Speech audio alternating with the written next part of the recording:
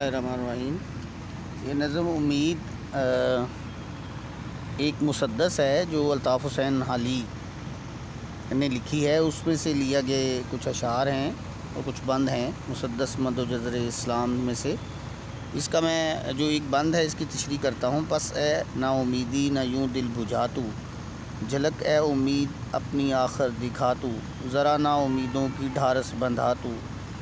فسردہ دلوں کے دلا کر بڑھا تو،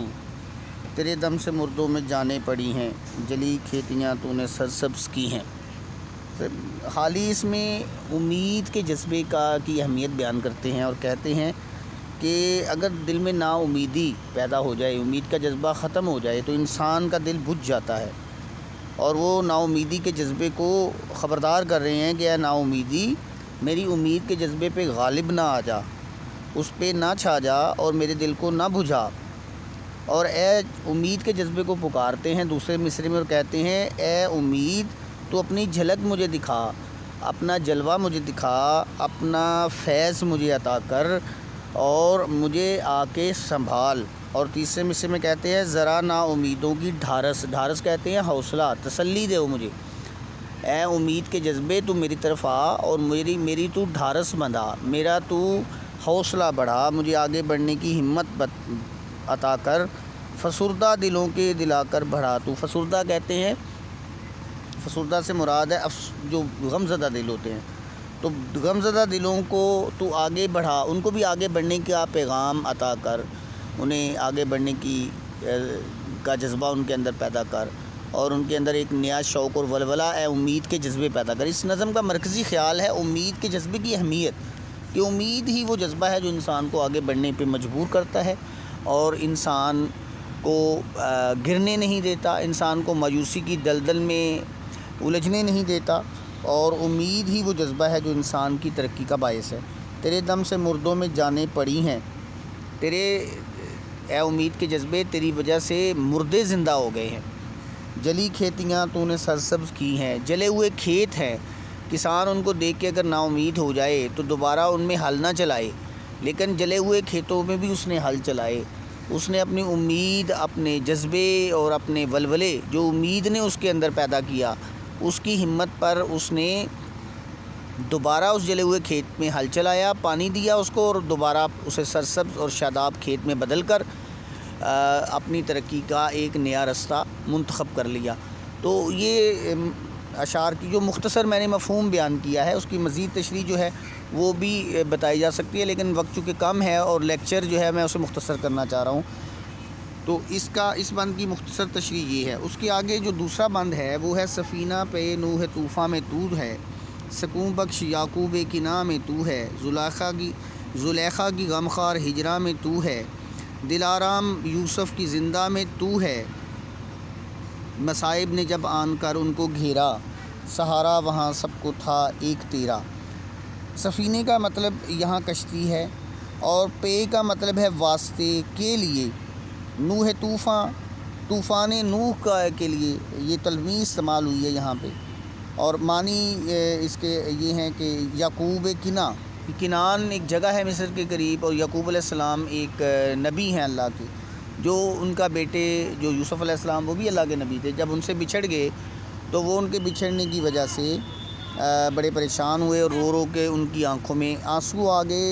ان کی آنکھوں سے بینائی چلی گئی، آنسو اتنے بہے ان کی آنکھوں سے کہ ان کی آنکھیں بے نور ہو گئیں، لیکن ان کے لیے سکون کا وسیلہ بھی یہ امید کا جذبہ ہی تھا۔ میں اس کو ساتھ ساتھ مصرع در مصرع میں اس کی تشریح ساتھ ساتھ ہی کرتا چلا جاتا ہوں۔ سفینہ پہ نوح طوفاں میں تو ہے، کہ جب طوفان نوح آیا تو اس میں بھی جو سفینے یعنی سفینہ جہاز یا کشتی کو کہتے ہیں، تو اس کے لیے بھی جو جذبہ پیدا کیا کشتی بنانے کا، طوفان سے گزرنے کا، وہ بھی امید کا جذبہ ہی تھا جس نے انسان کو یہ راہ دکھائی کہ وہ اس طوفان سے نپٹنے کے لیے ایک سفینہ بنائے۔ تو طوفان نوح سے بچنے کے لیے امید کے جذبے نے ہی جہاز بنانے کا ایک ذریعہ سکھایا، دل میں پیدا کیا، خیال پیدا کیا، اور جب یعقوب علیہ السلام حضرت یوسف علیہ السلام کے ہجر میں ان کی جدائی میں رو رو کے اندھے ہو گئے تھے، تب ان کے لیے بھی سکون بخش جو ایک جذبہ تھا وہ امید ہی تھی، جو ان کو یہ دلاسا دیتی تھی کہ ایک دن ضرور آئے گا جب وہ اپنے بیٹے یوسف علیہ السلام کو دوبارہ دیکھیں گے، ان کی صحبت میں بیٹھیں گے، اور بیٹے کی جدائی جو ہے وہ ایک دن ختم ہو جائے گی۔ زلیخا کی غمخوار ہجرہ میں تو تھی، ہجر کا مطلب ہے دوری، اور زلیخا ایک خاتون تھی جو بادشاہ مصر یا مصر کے ایک وزیر کی بیوی تھی، جو حضرت نوح علیہ السلام کے عشق میں مبتلا ہو کے تو ایک غلط حرکت کا ارتکاب کرنے کی کوشش کی اس نے، لیکن چونکہ حضرت یوسف علیہ السلام اللہ تعالیٰ کے نبی تھے، اللہ تعالیٰ کی پناہ اور حفاظت میں تھے، تو اللہ تعالیٰ نے ان کو بچا لیا، لیکن یوسف علیہ السلام کی محبت زلیخا کے دل سے جا نہ سکی، وہ ان کے ہجر میں تڑپتی رہی، یعنی ان کی جدائی میں تڑپتی رہی، مگر اس کے دل کو بھی امید کے جذبے نے ہی قائم اور دائم رکھا، اس کے دل کو بھی سنبھالا، سرخرو کیا اس کو کہ یوسف علیہ السلام کی محبت ایک دن اس کو ضرور ملے گی۔ تو اب یہ بہت سی تاریخ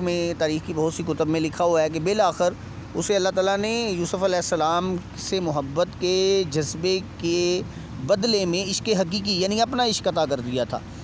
تو یہ اس کا ذکر ہے، یہ بھی تلمیحات ہیں اس بند میں، یعقوب علیہ السلام کا ذکر ہے، طوفان نوح کا ذکر ہے، زلیخا کا ذکر ہے، دل آرام یوسف کی زندہ میں تو ہے۔ اسی طرح ایک اور یہاں تلمیح استعمال ہوئی ہے، یوسف علیہ السلام کو جب کنویں میں پھینک دیا تھا ان کے بھائیوں نے اور ان کے حسد کی بنیاد پہ، تو اس کنویں میں یوسف علیہ السلام اکیلے جب پڑے ہوئے تھے تو اس وقت ان کے دل کو آرام اور سکون دینے والا جو جذبہ تھا وہ بھی امید کا ہی جذبہ تھا، جس کے بارے میں شاعر کہتا ہے، اور زندہ کہتے ہیں قید خانے کو۔ یوسف علیہ السلام کو کئی دفعہ قید میں ڈالا گیا، ان میں ایک قید تو یہ تھی جب وہ کنویں میں ڈال دیے گئے، جب وہ بچپن میں بالکل، پھر جب وہ مصر گئے تو وہاں ان پر جب زلیخا نے جھوٹا الزام لگایا تو اس کے بدلے میں بھی انہیں جیل میں ڈال دیا گیا تھا۔ تو زندان کا مطلب ہے جیل خانہ، جیل۔ تو شاعر کہتا ہے کہ جب وہ یوسف علیہ السلام جیل میں تھے تب بھی ان کے دل میں امید تھی کہ ایک دن وہ آئے گا جب دنیا ان کی سچائی کو جان لے گی، ان کے موقف کو اور ان کی حیثیت کو پہچان لے گی، تو امید کے جذبے نے ہی ان کو جیل میں بھی سہارا دیا تھا۔ مصائب نے جب آن کر ان کو گھیرا، سہارا وہاں سب کو تھا ایک تیرا۔ پھر آخری بند کے جو شعر ہے اس میں بتایا گیا ہے کہ چاہے طوفان کے دور میں نوح علیہ السلام ہوں، چاہے یوسف علیہ السلام کی جدائی کے دور میں یعقوب علیہ السلام ہوں، چاہے زلیخا یوسف علیہ السلام کے ہجر میں غم میں عشق میں تڑپتی ہو، اور چاہے یوسف علیہ السلام جیل میں آزادی کے لیے بے قرار ہوں، ہر ایک کو سہارا دینے والا جذبہ صرف ایک ہی تھا، وہ امید تھی۔ تو یہ دوسرے بند کی جو تشریح ہے وہ مختصراً یہ ہے، اور اس کا مفہوم جو میں نے ہے وہ بتایا ہے۔ اس کے بعد ہمارا بند نمبر 3 ہے۔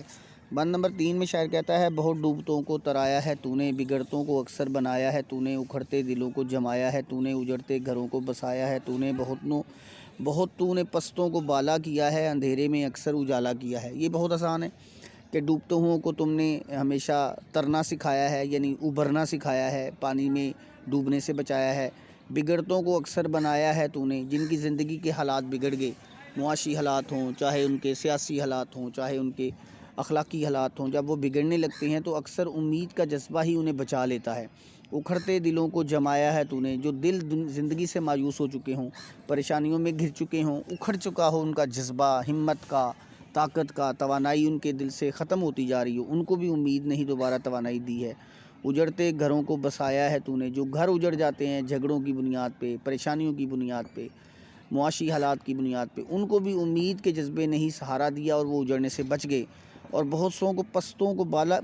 نے پستوں کو بالا کیا، پست کا مطلب ہے گہرائی میں، نیچے گرا ہوا۔ تو امید کا جذبہ ایسا ہے جو ناکامی سے انسان کو بچاتا ہے اور گرے ہوئے کو اٹھاتا ہے۔ اندھیروں میں اکثر اجالا کیا ہے، اور تو امید کا جو جذبہ ہے وہ کامیابی کی وہ روشنی ہے جو ناکامی کے اندھیروں کو روشنی میں تبدیل کر دیتی ہے۔ تو یہ مختصراً بند نمبر 3 کی تشریح تھی۔ اس کے بعد بند نمبر جو 4 ہے، اس میں شاعر کہتا ہے، کبھی تجھ سے ہمت ہے پیر و جواں کی، بندی تجھ سے ڈھارس ہے خرد و کلاں کی، تجھی پہ ہے بنیاد نظم جہاں کی، نہ تو ہو تو رونق نہ ہو اس دکاں کی، تقابو ہے ہر مرحلے میں تجھی سے، روا رو ہے ہر قافلے میں تجھی سے۔ اب اس کے معنی آپ ذرا نوٹ کیجئے۔ کوی کا مطلب ہے مضبوط، پیر کا مطلب ہے بوڑھا، خرد و کلاں چھوٹا اور بڑا، اور نظمیں جہاں دنیا کا نظام۔ تقابو ایک لفظ استعمال ہوا ہے، وہ تصویر میں نہیں آ رہا، آپ کی کتابوں پہ نظر آ رہا ہوگا آپ کو۔ اس کا مطلب ہے کوشش اور جستجو اور بھاگ دوڑ۔ تو اس کی تشریح کرتے ہیں۔ کبھی تجھ سے ہمت ہے پیرو جواں کی، یعنی پیر بزرگ ہو چاہے کوئی جوان ہو، وہ امید کا جذبہ اگر ان میں ہوتا ہے تو اسی امید کے جذبے سے وہ طاقتور ہو جاتے ہیں، یعنی امید کے جذبے سے ہی اپنی طاقت حاصل کرتے ہیں۔ بندی تجھ سے ڈھارس ہے خرد و کلاں کی، چھوٹا ہو یا بوڑھا ہو، بڑا ہو، ان کی ہمت اور طاقت کے پیچھے امید کا جذبہ ہی کار فرما ہوتا ہے۔ تجھی پر ہے بنیاد نظمیں جہاں کی، دنیا کا جو نظام ہے یہ امید کی بنیاد پہ چل رہا ہے، کیونکہ اگر انسان مایوسی سے گر جائے ایک دفعہ تو وہ پھر دنیا کے اس جو نظام میں کا کوئی کارگر یا فائدہ مند حصہ نہیں رہتا۔ لیکن اللہ تعالیٰ نے اس دنیا کے نظام کو چلانا ہے، لہٰذا اس نے جہاں مایوسی پیدا کی ہے اس نے وہاں پہ امید بھی پیدا کی ہے، اور امید کا جذبہ جو ہے وہی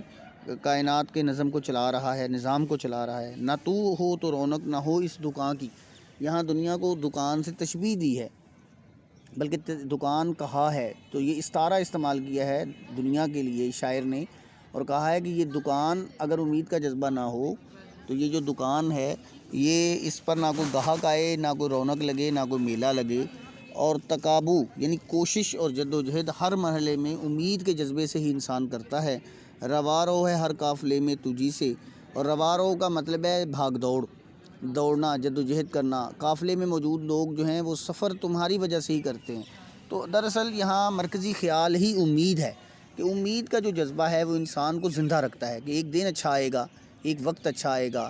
رات کے بعد صبح آئے گی، اور صبح میں سکون کا بھی کوئی لمحہ آئے گا، کامیابی کا کوئی لمحہ آئے گا۔ تو اسی کی تشریح مختلف حوالوں سے شاعر کرتے ہیں۔ اور اگلے بند میں شاعر کہتے ہیں، نوازا ہے بہت بے نواؤں کو تو نے، تونگر بنایا گداؤں کو تو نے، دیا دسترس نارساؤں کو تو نے، کیا بادشاہ ناخداؤں کو تو نے۔